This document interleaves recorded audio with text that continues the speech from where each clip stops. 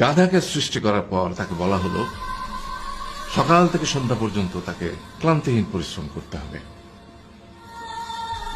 সারা জীবন তাকে পিঠে ভারী বোঝা বইতে হবে, খেতে পাবে শুধু ঘাস, আর তার মাথায় কোনো বুদ্ধি থাকবে না। তার আয়ু হবে 50 বছর। গাধা করজোড়ে সৃষ্টিকর্তাকে বলল, আমি এত বছর বাঁচতে চাই না, আমাকে 20 বছর আয়ু দেওয়া হোক। সৃষ্টিকর্তা সেটাই মঞ্জুর করলেন। কুকুরকে যখন সৃষ্টি করা হলো তখন তাকে বলা হলো যে সে হবে মানুষের সবচেয়ে বড় বন্ধু, কিন্তু সে খাবে মানুষের উচ্ছিষ্ট, এবং তার আয়ু হবে 30 বছর। কুকুর সৃষ্টিকর্তাকে বলল, আমি এত বছর বাঁচতে চাই না, আমাকে 15 বছর আয়ু দেওয়া হোক। সেটাই মঞ্জুর করা হলো।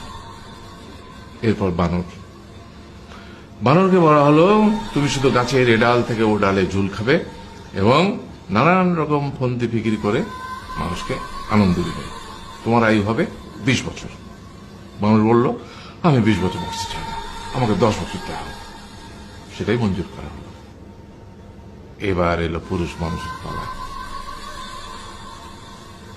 তাকে বলা হলো যে তুমি হলে প্রাণীকুলের মধ্যে সবচেয়ে বিচক্ষণ এবং বুদ্ধিমান, সেই জন্য তোমাকে প্রাণীদের শিরোমণি করা হলো এবং তোমার আয়ু হবে 20 বছর।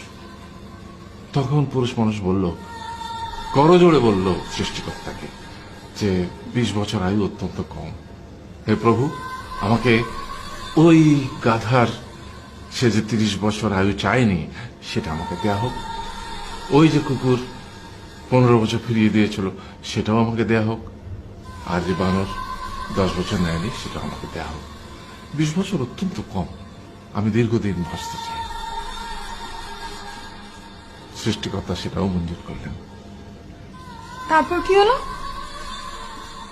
সেই থেকে ছেলেরা পুরুষ মানুষ হিসেবে বাঁচে 20 বছর, তারপরের 30 বছর সংসারের বোঝা পিঠে করে বয়ে বেড়ায়, সেটা কার মতো? গাধার মতো।